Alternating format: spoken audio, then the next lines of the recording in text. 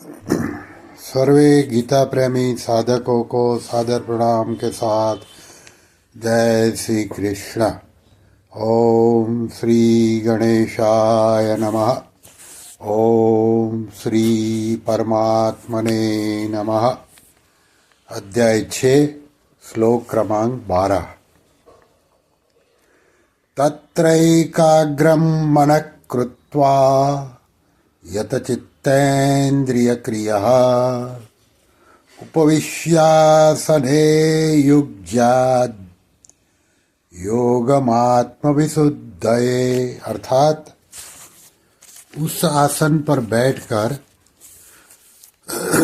चित्त और इंद्रियों की क्रियाओं को वश में रखते हुए मन को एकाग्र करके अंतःकरण की शुद्धि के लिए योग का अभ्यास करें। अभी इसकी व्याख्या। पूर्व श्लोक में बिछाए जाने वाले आसन की विधि बताने के बाद अब भगवान 12वें और 13वें श्लोक में बैठने वाले आसन की विधि बताते हैं। तत्र आसने, जिस आसन पर क्रमशः कुश, मृगछाला और वस्त्र बिछाया हुआ है, ऐसे पूर्व श्लोक में वर्णित आसन के लिए यहाँ तत्र आसने पद आए हैं।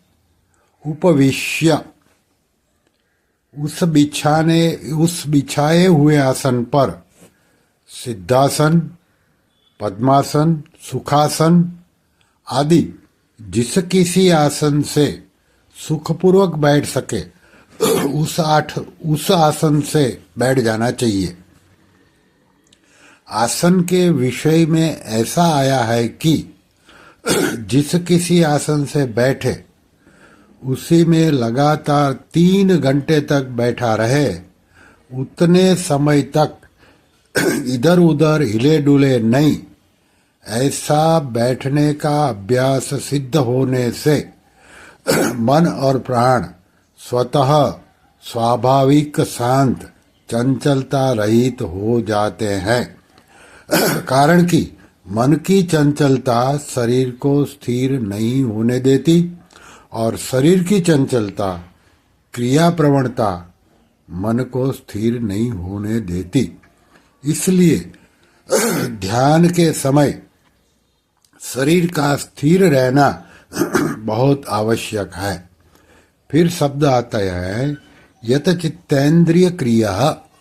आसन पर बैठने के समय चित्त और इंद्रियों की क्रियाएं वश में रहनी चाहिए। व्यवहार के समय शरीर, मन, इंद्रियों आदि की क्रियाओं पर अपना अधिकार रहना चाहिए। कारण कि व्यवहार काल में चित्त और इंद्रियों की क्रियाएं वश में नहीं होगी तो ध्यान के समय भी वे क्रियाएं जल्दी वश में नहीं हो सकेगी। अतः व्यवहार काल में भी चित्त आदि की क्रियाओं को वश में रखना आवश्यक है। तात्पर्य है कि अपना जीवन ठीक तरह से संयत होना चाहिए। आगे 16वें 17वें श्लोकों में भी संयत जीवन रखने के लिए कहा गया है।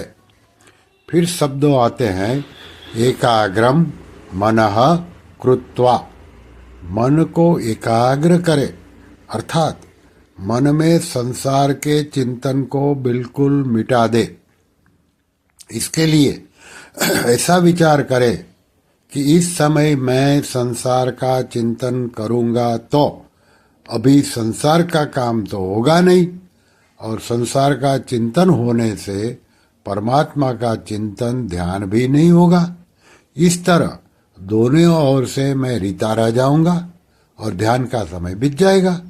इसलिए इस समय मेरे को संसार का चिंतन नहीं करना है, प्रत्युत मन को केवल परमात्मा में ही लगाना है। ऐसा दृढ़ निश्चय करके बैठ जाए।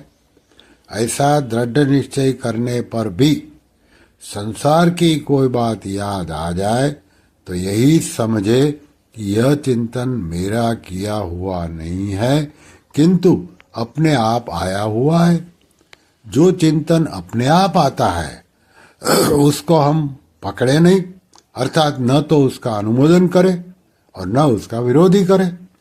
ऐसा करने पर वह चिंतन अपने आप निर्जीव होकर नष्ट हो जाएगा, अर्थात जैसे आया वैसे चला जाएगा, क्योंकि जो उत्पन्न होता है वह नष्ट होता ही है, यह नियम है। जैसे संसार में बहुत से अच्छे मंदे कार्य होते रहते हैं, पर उनके साथ हम अपना संबंध नहीं जोड़ते तो उनका हमारे पर कोई असर नहीं होता, अर्थात हमें उनका पाप पुण्य नहीं लगता। ऐसे ही अपने आप आने वाले चिंतन के साथ हम संबंध नहीं जोड़ेंगे तो उस चिंतन का हमारे पर कोई असर नहीं होगा। उसके साथ हमारा मन नहीं चिपकेगा। जब मन नहीं चिपकेगा तो वह स्वतः एकाग्र शांत हो जाएगा। फिर शब्द है युञ्ज्योद्योग आत्मविशुद्धये। अंतःकरण की शुद्धि के लिए ही ध्यान योग का अभ्यास करे। सांसारिक पदार्थ, भोग, मान, बढ़ाई, आराम, यश, प्रतिष्ठा, सुख, सुविधा आदि का उद्देश्य रखना, अर्थात उनकी कामना रखना ही अंतःकरण की अशुद्धि है। और संसार के पदार्थ आदि की प्राप्ति का उद्देश्य कामना न रखकर केवल परमात्मा प्राप्ति का उद्देश्य रखना ही अंतःकरण की शुद्धि है। रिद्धि सिद्धि आदि की प्राप्ति के लिए और दूसरों को दिखाने के लिए भी योग का अभ्यास किया जा सकता है, परंतु उनसे अंतःकरण की शुद्धि हो जाए ऐसी बात नहीं है। योग एक शक्ति है, जिसको सांसारिक भोगों की प्राप्ति में लगा दे तो भोग, रिद्धियां और सिद्धियां प्राप्त हो जाएगी, और परमात्मा की प्राप्ति लगा दे तो परमात्मा प्राप्ति में सहायक बन जाएगी। श्री कृष्ण शरणम मम, श्री कृष्ण शरणम मम, श्री कृष्ण शरणम मम। ओम श्री परमात्मने नमः।